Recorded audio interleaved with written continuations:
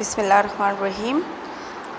Riboflavin जो कि vitamin है, विटामिन B2, विटामिन के जो वाटर सॉल्युबल विटामिन है, पहले भी मैंने डिस्कस किया हुआ है।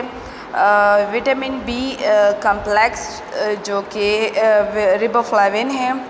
विटामिन B कम्प्लेक्स जो food, vision, appetite control, healthy skin, nervous system, bloody cell formation के लिए जो है मोस्ट इम्पॉर्टेंट विटामिन्स है।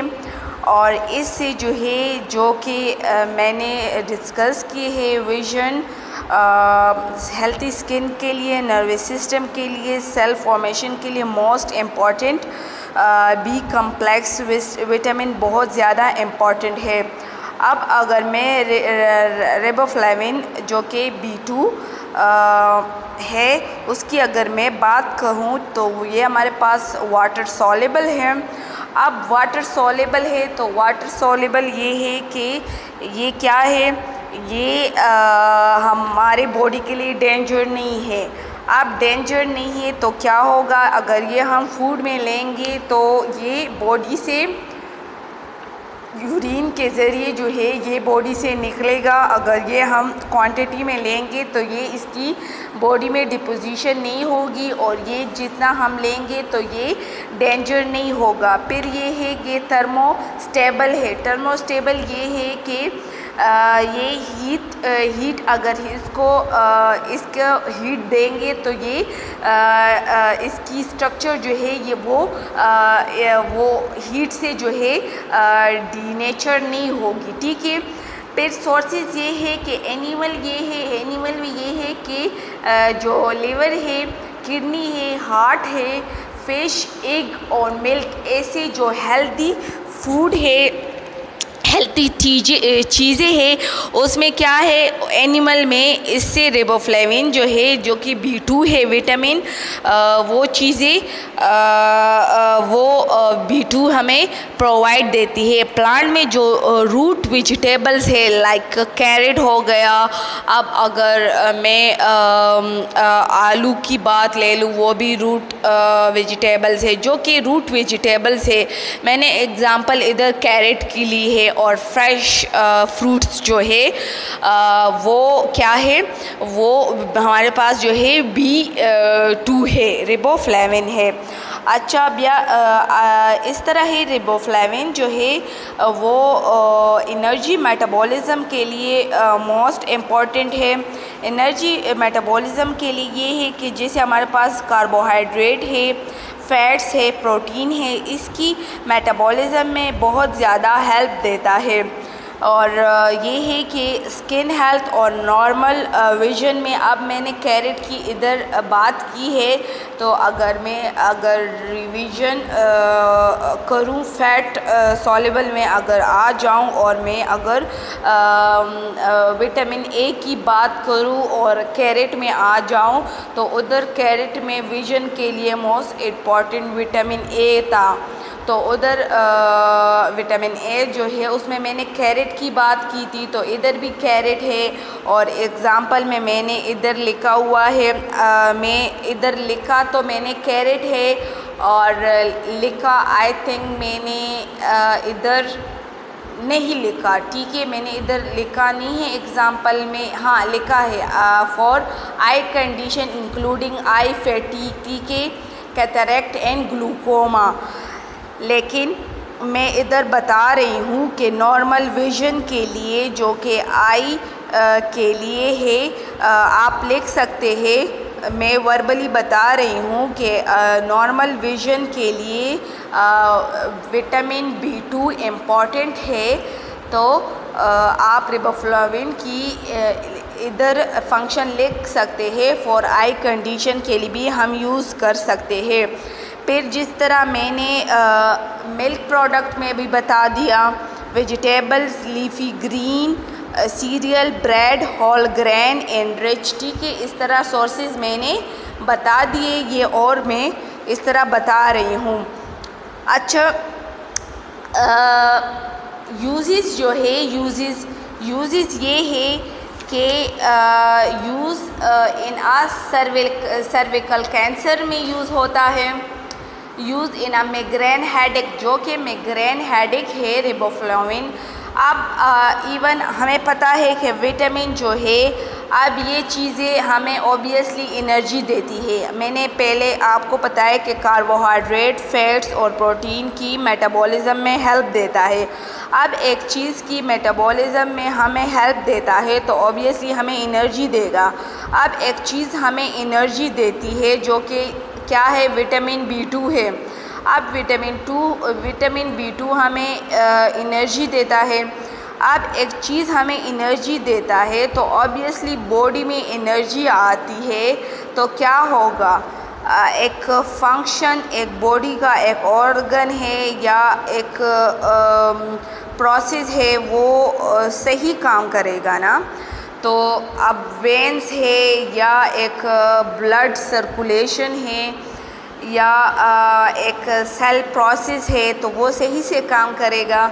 तो सर्विकल कैंसर में, मिग्रेन हेडेक में, एक्नी में, मसल क्रैम्प में, बर्निंग फीट सिंड्रोम में क्या करता है, रिबोफ्लाविन जो है वो हेल्प देता है। अब फिर मैंने जो है रूट वेजिटेबल में बता दिया कि प्लांट में जो है रूट वेजिटेबल में रिबोफ्लाविन पाए जाते हैं। तो आई कंडीशन में जो कि आई फैटीग है, ठीक है, कैटरैक्ट है जो कि आई से रिलेटेड है, ग्लूकोमा है, उसमें क्या है, उसमें जो है रिबोफ्लाविन क्या है, रिबोफ्लाविन हेल्प देता है। अच्छा, दूसरा जो है एनर्जी। अब एक चीज़ हमें एनर्जी देता है, एक चीज़ हमें एनर्जी देता है तो क्या है, एक चीज़ एनर्जी देगा तो क्या करेगा, ऑब्वियसली मेटाबॉलिज्म में हेल्प देता है तो क्या करेगा। अब एक चीज़ एनर्जी मेटाबॉलिज्म में हेल्प देगा और फोलेट सिंथेसिस में हेल्प देता है, conversion of tryptophan to niacin और act of as a coenzyme. अब मैंने पहले ही बता दिया कि रिबोफ्लाविन जो है enzyme act as a enzyme. अब एंजाइम है, एंजाइम के अगर आपको याद हो कि एंजाइम के डिफिनीशन में मैंने ये बात कही थी कि एंजाइम के साथ जो है को एंजाइम काम करता है, ठीक है, उसके प्रोसेस में, और वो को एंजाइम जो है विटामिन हो सकता है। अब फिर मैंने ये भी कहा था कि विटामिन के फंक्शंस में मैंने ये भी कहा था कि विटामिन जो है एज अ को एंजाइम काम कर सकता है। तो रिबोफ्लाविन जो है वो एज अ को एंजाइम काम कर सकता है। तो रिबोफ्लाविन जो है एक्ट एज अ को एंजाइम काम कर सकता है। अब को एंजाइम क्या होता है कि अब एंजाइम जो है अपने प्रोसेस में, एक एंजाइम का अपना प्रोसेस होता है, ठीक है, वो अपना एक साइकिल चला रहा होता है, ठीक है। उसमें क्या होता है, उसमें जो है उसमें ये विटामिन क्या करता है, विटामिन जो है एज अ बैरियर या एज अ गेटकीपर जो है काम करता है। जस्ट पुशअप के लिए एंजाइम जो है, एंजाइम को जस्ट पुशअप के लिए जो है विटामिन काम करता है। अब एज अ पुशअप के लिए विटामिन काम करता है तो उसको जस्ट पुशअप के लिए को एंजाइम जो है वो विटामिन होता है। मतलब विटामिन का इतना रोल नहीं होता उस प्रोसेस में। जब एंजाइम अपना वो प्रोसेस करता है तो विटामिन का इतना रोल नहीं होता, बस जस्ट उसको, बस अगर फॉर एग्ज़ाम्पल एक बंदा घर बना रहा होता है, ठीक है, और एक ऑनर है, उसने इतने सारे पैसे लगाए हैं, ठीक है, पैसे लगाए हैं, और दूसरा जो है दूसरा पार्टनर है उसने जो है एक ने जो है फॉर एग्ज़ाम्पल एक ने जो है 50 लाख इन्वेस्ट किए हैं और दूसरे ने जस्ट जो है 10 लाख जस्ट 10 लाख इन्वेस्ट किए। तो 10 लाख का तो इतना काम नहीं है, दूसरे ने ज़्यादा इन्वेस्ट किए, एक ने जो है 10 लाख तो इतने नहीं होते। चलो मैं कह रही हूँ 5 लाख, चलो 5 लाख इन्वेस्ट किए तो 5 लाख तो इतनी नहीं है, दूसरे ने ज़्यादा इन्वेस्ट किए हैं। तो जस्ट वो 5 लाख इतने मैटर नहीं होते, क्योंकि वो अगर वो जिसने 50 लाख इन्वेस्ट किए होते हैं वो 5 लाख भी कहीं से पैदा कर सकता था, ठीक है। तो विटामिन का इतना रोल नहीं होता उस प्रोसेस में, जो एंजाइम का इतना रोल होता है। तो विटामिन क्या है, वो एज अ को एंजाइम काम करता है। तो रिबोफ्लाविन क्या है, रिबोफ्लाविन जो है एज अ को एंजाइम काम करता है, को एंजाइम काम करता है। तो मैं यही कह रही हूँ कि जब रिएक्शन में रिबोफ्लाविन का एज अ को एंजाइम काम होता है, फिर ये है कि एनर्जी लेवल जो है उसको जो है इम्यून सिस्टम को जो है वो उसको बूस्टअप करता है, ठीक है। रिबोफ्लाविन के क्या क्या काम है, रिबोफ्लाविन एक तो ये है कि आपको सोर्सेज से ये पता लगाना हो चाहिए कि जब मैंने एनिमल की बात की कि लिवर, किडनी और हार्ट से जो है जो बहुत ही स्ट्रॉन्ग लिवर है, किडनी है, हार्ट, फिश, एग और मिल्क, जो कि बहुत ज़्यादा पावरफुल चीज़ें हैं। उधर से विटामिन B2 जो है रिबोफ्लाविन है, तो क्या है, हेयर, नेल और स्किन में हेल्पफुल है, ठीक है। आई, कैरेट, रूट वेजिटेबल से जो है रिबोफ्लाविन हासिल होते हैं। जब कैरेट की बात आ जाती है तो आप लोगों ने अंदाज़ा लगा लेना है कि आई में हेल्पफुल है, ठीक है। हेयर, स्किन, नेल इसमें है, ठीक है। फिर मैंने ये बात भी बता दी स्टार्ट में कि एनर्जी, ऑब्वियसली ये चीज़ें बंदा खाता है तो एनर्जी में हेल्प देता है, एनर्जी में हेल्प देता है। कार्बोहाइड्रेट, फैट्स और प्रोटीन में मेटाबॉलिज्म में हेल्प देता है। फिर माइग्रेन और सर्विकल कैंसर में हेल्प देता है। फिर acne, muscle cramp, burning feet syndrome में हेल्प देता है। फिर एक्ट एज अ को एंजाइम हेल्प देता है विटामिन B2 रिबोफ्लाविन, क्योंकि वो एक्ट एज अ को एंजाइम हेल्प देता है रिबोफ्लाविन एक रिएक्शन में।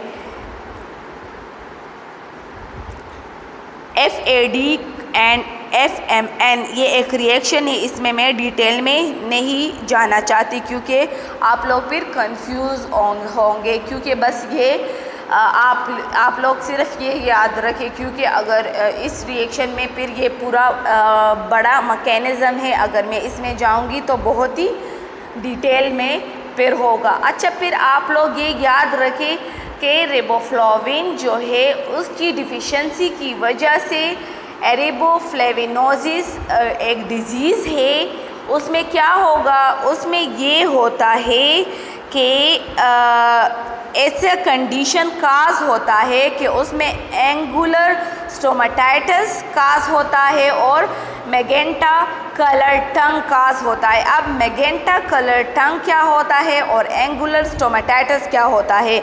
एंगुलर स्टोमेटाइटिस वो होता है कि इसमें जो है कलर ये लिप्स जो है स्वॉलन हो जाते हैं, स्वॉलन जो है फूल जाते हैं, ठीक है। और टंग जो है वो पर्पल कलर टाइप हो जाती है।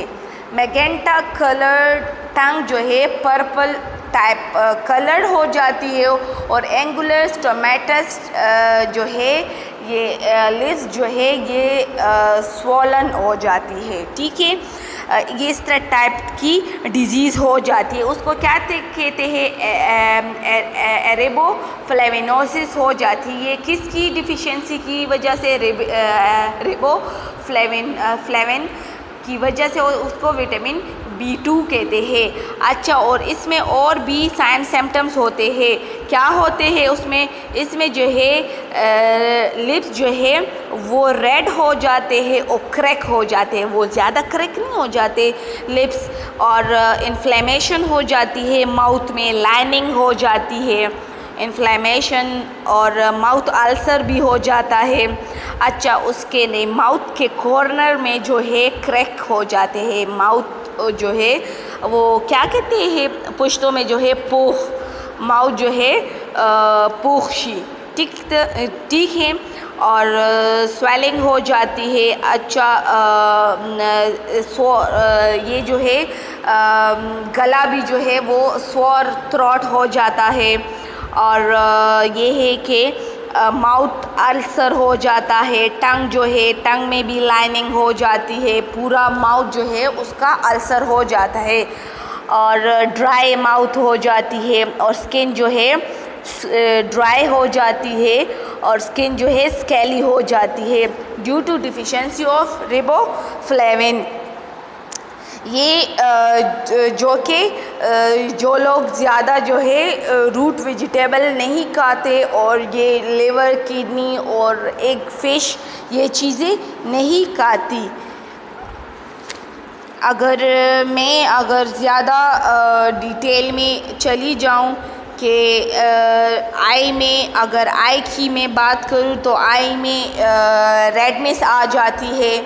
अगर आई की मैं डिस्क्रिप्शन बता दूँ ना कि आई में क्या हो जाता है, माउथ के अलावा रिबोफ्लाविन में अगर आई की डिज़ीज़ बता दूँ तो आई में जो है रेडनेस आ जाती है, इचिंग आ जाती है, बर्निंग और ड्राइंग हो जाती है। और अगर मैं डॉक्टर रिकमेंड करते हैं तो ऑरली डेली जो है ट्रीटमेंट रिकमेंड करती है। और माउथ जो है इसमें डिजीज़ में जो है माउथ में वो अगर ज़्यादा रेडनेस आ जाती है और पर्पल टाइप फिशर्स जो है वो आ जाते हैं। अच्छा, अगर मैं दोबारा रिपीट करूं कि रिबोफ्लाविन क्या है, तो रिबोफ्लाविन जो है वो विटामिन B2 है, और ये हमारे पास वाटर सॉल्युबल है, थर्मोस्टेबल है। थर्मोस्टेबल ये है कि अगर हम इसको हीट दें तो ये क्या होगा, ये हमारे साथ जो है इसका स्ट्रक्चर जो है वो ख़राब नहीं होगा। वाटर सॉल्युबल ये है कि अगर हम इसको खाएंगे भी तो ये बॉडी में इसकी डिपोजिशन नहीं होगी, ये बॉडी में जमेगा नहीं। अब रिबोफ्लाविन जो है वो बी कम्प्लेक्स में है। बी कम्प्लेक्स में ये है कि ये वाटर सॉल्युबल है, और इवन मैंने स्टार्ट में इसकी डिवीज़न की थी फैट सॉल्युबल और वाटर सॉल्युबल में। फिर सोर्सेज ये है कि एनिमल और प्लांट में मैंने ये बता दिया। रिबोफ्लाविन फंक्शन ये आप देख सकते हैं, जो कि मैंने बता दिए हैं कि ये फंक्शन है, ये आप लोगों ने याद करने हैं। इसका कोई कॉन्सेप्ट नहीं है, कोई मैथ का क्वेश्चन नहीं है कि मैं आपको कोई थ्योरी बताऊंगी और आप लोगों ने प्रैक्टिस करके याद करना है। ये बस रट्टा है, और आप लोगों ने याद करना है कि रिबोफ्लाविन ये चीज़ है, और आप लोगों ने ये याद करना है कि हाँ रिबोफ्लाविन बस ये है, और ये इस पे आप लोगों ने रट्टा मारना है। लेकिन आप लोगों ने बस ये याद करना है कि ये बी कम्प्लेक्स है, ठीक है। इसकी डिफिशिएंसी की वजह से हमारे पास एरिबोफ्लेविनोस एक डिजीज़ है, जिसमें क्या होता है, जिसमें जो है मैजेंटा कलर टंग आती है, उसको हम क्या कहते हैं, पर्पल कलर टंग होती है, और एंगुलर स्टोमाटस जो कि स्वेलिंग लाइक माउथ होती है, means lips, swelling like lips होती है।